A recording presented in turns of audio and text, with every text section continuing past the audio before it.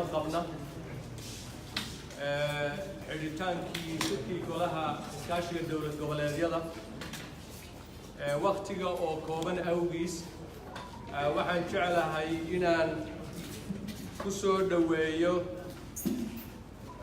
Sheekh Abdullahi Sheekh Hassan inuu inoo akhriyo aayadaha Quraanka.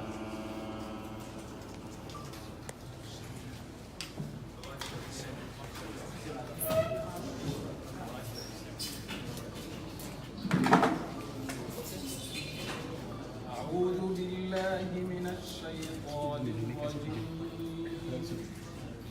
شهر رمضان الذي أنزل فيه القرآن هدى للناس وبينات من الهدى والفرقان فمن شهد منكم الشهر فليصم ومن كان مريضا أو على سفر فعدة من أيام أخر يريد الله بكم اليسر ولا يريد بكم العسر ولتكملوا العدة ولتكبروا الله على ما هداكم ولعلكم تشكرون وإذا سألك عبادي عني فإني قريب أجيب دعوة الداع إذا دعان فليستجيبوا لي وليؤمنوا بي لعلهم يرشدون. شركة وحين تأكدنا بي وحان دبوا علينا يا مدحوينها دولة الجبليات ك بوتلاند قدوميها قولها إسكاشي دولة الجبليات دكتور عبد الولي.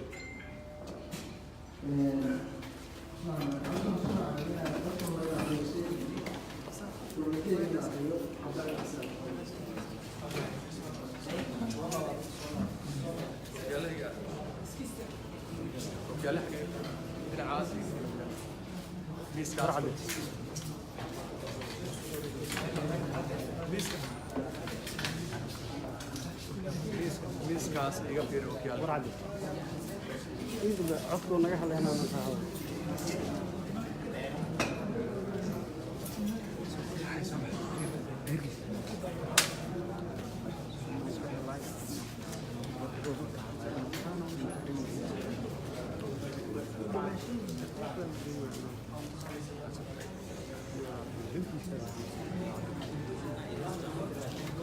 golaha iskaashiga dowlad goboleedyada warmurtiyeed baydhaba taariikh 13 ilaa 16 May 2018 shirkii labaad ee golaha iskaashiga dowlad goboleedyada oo lagu qabtay magaalada madaxda ku meel gaarka ee dowlad goboleedka Koonfur Galbeed ee baydhaba ayaa waxaa ka soo qayb galay dhammaan xubnaha hogaamiyaasha golaha madaxweynaha Puntland Dr. Abdiwali Maxamed Cali Gaas ahna gudoomiyaha golaha madaxweynaha Hirshabeelle Maxamed Mudane Maxamed Cabdi Waare ahna gudoomiye ku-xigeenka golaha madaxweynaha Jubbaland Mudane Axmed Maxamed Islaan madaxweynaha Galmudug Mudane Axmed Ducaale Geelle iyo madaxweynaha Koonfur Galbeed oo martigeliyay shirka Mudane Shariif Xasan Sheekh Aadan shirka oo socday intii u dhaxaysay 13 ilaa 16 waxaa ka soo qayb galay madax kale oo kor u dhaafaysay ilaa iyo 100 ergey oo ka mid ahaayeen gudoomiyaasha baarlamaanada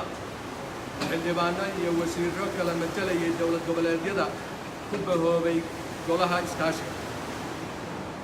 muddadii 3 bari ahayd ee shirku socday waxay madaxdu wada tashi ka yeesheen arrimo badan oo diiradda lagu saarayay amniga siyaasadda iyo xaaladaha bini'aadanimo ee dalka waxaana gabagabadii shirka ka soo baxay warmartiyeedkan arrimaha amniga kadib markii qiimeyn falanqayn iyo wada tashi dheer laga yeeshay arrimaha amniga ee dowlad goboleedyada iyo dadaalada ku aadan sugidda amniga dalka number 1 wuxuu goluhu si guud u soo dhaweeyay qorshaha amniga ku-meelgaarka ah kaasoo loo arkay inuu noqon karo qorshe ugu dambaynta horseedi kara in Soomaalidu amnigeeda la wareegto haddii la fuliyo. sidaas darteed goluhu wuxuu ku adkaynayaa dhammaan matalayaasha inay si wada jir ah uga wada qayb qaataan fulinta qorshaha iyadoo diiradda la saarayo arrimaha hortabinta leh sida xoreynta deegaamada weli gacanta argagixisada ku jira iyo furidda wadooyinka. 2 goluhu wuxuu walaac ka muujiyay dagaalka ka soo cusboonaaday Tukarraq oo ka mid ah deegaamada Puntland oo May 15keedii ciidamada Somaliland weerar ku soo qaadeen waxaana goluhu ku baaqayaa in si degdeg ah dagaalka loo joojiyo. 3 goluhu wuxuu dhaliilay horumarka laga sameeyay ilaa hadda fulinta qorshaha amniga qaranka ee horey la isugu raacay. sidaa darteed goluhu wuxuu ku baaqayaa in la dedejiyo fulinta dhammaan qodobada uu ka kooban yahay qorshaha amniga qaranka si loo xaqiijiyo in dalka laga xoreeyo argagixisada. 4 sidoo kale goluhu wuxuu niyad jab ka muujiyay in ilaa iyo hadda dowladda dhexe aysan wax tilaabo ah ka qaadin ballanqaadkii ku xusnaa qodobka 1.2 ama 1.2 ee heshiiskii golaha amniga qaranka ee la gaaray 10kii bishii Febraayo 2018 kaasoo sheegayay xigasho dowladda federaalku waxay ka caawinaysaa ciidamada booliska dowlad goboleedyada oo ay ku jiraan daraawiishtu hub saanad agab ciidan raashin daawo gunno tababar iyo tayayn si ay ugala qayb kuwaasoo kala qayb qaadan doona ciidamada xoogga dalka Soomaaliyeed howlgallada ciidan ee lagula dagaalamaya argagixisada. sidaa daraaddeed wuxuu goluhu si adag ugu baaqayaa dowladda dhexe inay ka dhabayso ballanqaadkeedii ku aadanaa taakulaynta ciidamada dowlad goboleedyada gaar ahaan in la dardargeliyo qaybinta agabka ciidan ee hadda yaalla si howlgallada ciidan ee xoreynta dalka loogu isticmaalo. 5 goluhu wuxuu isla qiray isla markaana taariikhdu muujinaysaa in ciidamada dowlad goboleedyadu ay yihiin kuwa ugu habboon marka ay timaado la dagaalanka argagixisada ama nabadiidka. waxaase cad in dowladda dhexe ka cagajiidayso garwaaqsiga doorkaas shariifka ah. sidaa darteed goluhu wuxuu ugu baaqayaa dowladda dhexe iyo beesha caalamka in ciidamada dowlad goboleedyada laga taageero arrimaha agabka ciidanka hubka rasaasta iyo tababarada sidii horey la isugu raacay iyadoo gabagabo hadda maraysa tirinta iyo hubinta lagu qiimeynayo heerka diyaargarow ee howlgallada ciidamada. ka sokow inay jiraan dadaallo qorshayaal iyo maalgelinno mug leh oo ku aadan arrimaha amniga haddana waxaa jira caqabado amni darro oo sii kordhaya taasoo loo tirinayo in ay ugu wacan tahay in aysan jirin isku tashi dhab ah oo Soomaaliyeed oo loo dhan yahay. middaas oo la'aanteed ay adkaanayso in Soomaalidu amnigeeda gacanteeda dib ugu soo ceshato. sidaa darteed goluhu wuxuu ku baaqayaa in la abuuro qorshe howlfulineed oo dhab ah iyo dadkii fulin lahaa oo loo dhan yahay. Number 2 arrimaha siyaasadda. muddadii shirku socday madaxdu waxay si qoto dheer uga wada hadleen arrimaha siyaasadda si guud iyo si gaar ahaaneed kuwa khuseeya dowlad goboleedyada.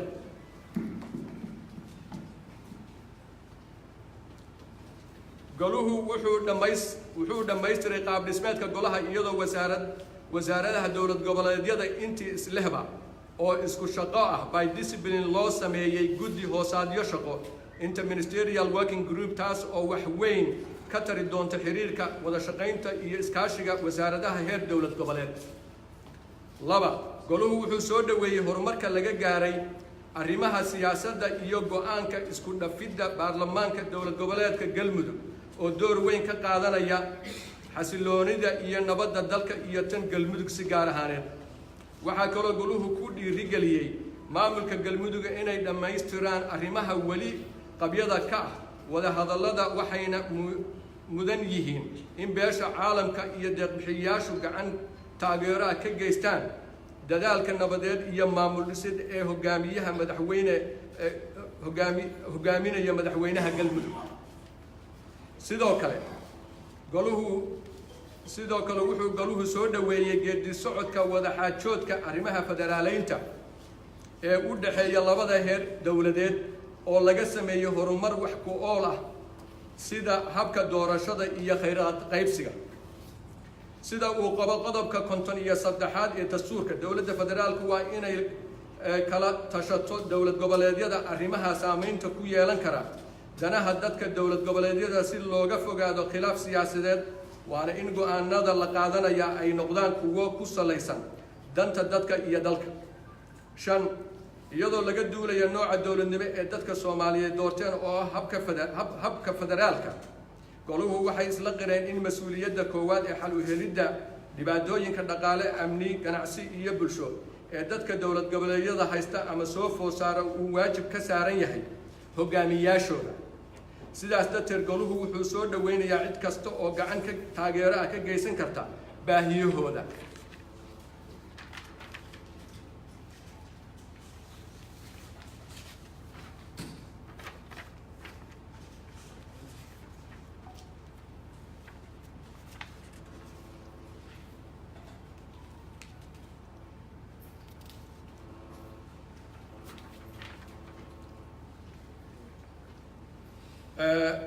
goluhu wuxuu walaac ka muujiyey xiriirka sii xumaanaya ee u dhaxeeya dowladda federaalka Soomaaliya iyo wadamada isu taga Imaaraadka Carabta iyo boqortooyada Sacuudiga taas oo loo arko in dowladdu dhinac la jirto wayna caddahay in haddii uu khilaafkaasi sii socdo saameyn ku yeelan doonto xiriirka soo jireenka ah ee ganacsi deegaan dhaqaale iyo maaliyad ee saddexda dal iyo saddexda shacab wadaagaan sidaa darteed goluhu wuxuu ugu baaqayaa dowladda federaalka inay ka shaqayso dhankeeda hagaajinta xiriirka iyadoo la tixgelinayo danaha dadka iyo dalka Soomaaliyeed 7 waxaa jira dhaqaale badan oo ku aadan kabidda miisaaniyadda dalka oo dowladda dhexe ka hesho dalal iyo hay'ado kale oo deeq-bixiyaal ah mid marta xisaabta dhexe ee dowladda dhexe ama ha noqoto mid aan soo marin waxaase dhacday in dhaqaalahaas aysan waxba ka soo gaarin dowlad goboleedyada sidaa darteed wuxuu goluhu ku dhiirigelinayaa dalalkaas iyo hay-adahaas inay sameeyaan qoondayn ku salaysan labada heer dowladeed si loo xaqiijiyo midnimada iyo isku haynta dalka 8 goluhu wuxuu garowsaday ka maqnaanshaha dowlad goboleedka Jubbaland ee shirka daahfurka dib u eegista dastuurka ee ka socda magaalada Muqdisho isla markaana waxaa lagu qanacay ka maqnaanshahooda inay ku timid cabasho dhab ah oo aan si hore loo sii xallinin sidaa darteed wasaaradda dastuurka federaalka waxaa lagu adkaynayaa inay wada hadal dhab ah kala yeelato Jubbaland tabashadooda si xal waara looga gaaro ismariwaaga jira oo caqabad ku noqon kara geedi socodka dib u eegista dastuurka 9 waxaa jira in aan weli la hawlgelinin xubnihii dowlad goboleedyada u soo kala magacowdeen guddiyada madaxa bannaan ee dib u eegista dastuurka iyo guddiga baarlamaanka ee la socodka iyo korjoogtaynta dib u eegista dastuurka sidaa darteed goluhu wuxuu si adag ugu wargelinayaa wasaaradda dastuurka ee dowladda federaalka inaysan guddiyada dastuurka bilaabin wax shaqo ah oo aysan ka mid ahayn xubnaha dowlad goboleedyadu 10 goluhu wuxuu walaac ka muujiyey faragelinta mar walba lagu hayo hanaanka siyaasadeed ee dowlad goboleedyada taas oo keeni karta amni darro baahda sidaa darteed goluhu wuxuu ku baaqayaa in si degdeg ah loo joojiyo faragelintaas isla markaana xoogga la saaro la dagaalanka argagixisada iyo dib u dhiska waddanka 3 xaaladaha bani aadamnimo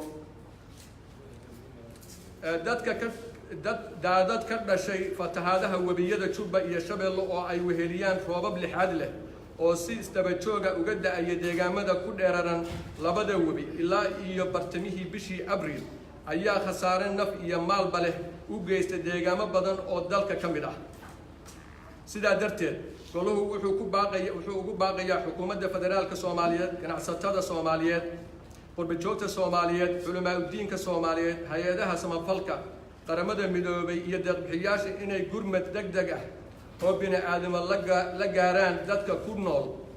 dowlad goboleedyada Hirshabeelle, Jubbaland iyo Koonfur Galbeed. gabagabo iyo mahadcelin. goluhu wuxuu madaxweynaha iyo shacabka reer Koonfur Galbeed uga mahadcelinayaa soo dhaweynta iyo martigelinta iyo sugidda ammaanka oo ciidanka Koonfur Galbeed iyo kuwa AMISOM si wada jir ah isaga kaashanayeen intii uu shirku socday. laba, goluhu wuxuu mahadnaq iyo bogaadin aan la soo koobi karin u soo jeedinayaa wadamada walaalaheen ah ee ciidamada Soomaaliya ugu deeqay ee AMISOM, kuwaas oo la'aantood aysan suuragal noqoteen in horumar la taaban karo laga gaaro arrimaha amniga. sidoo kale goluhu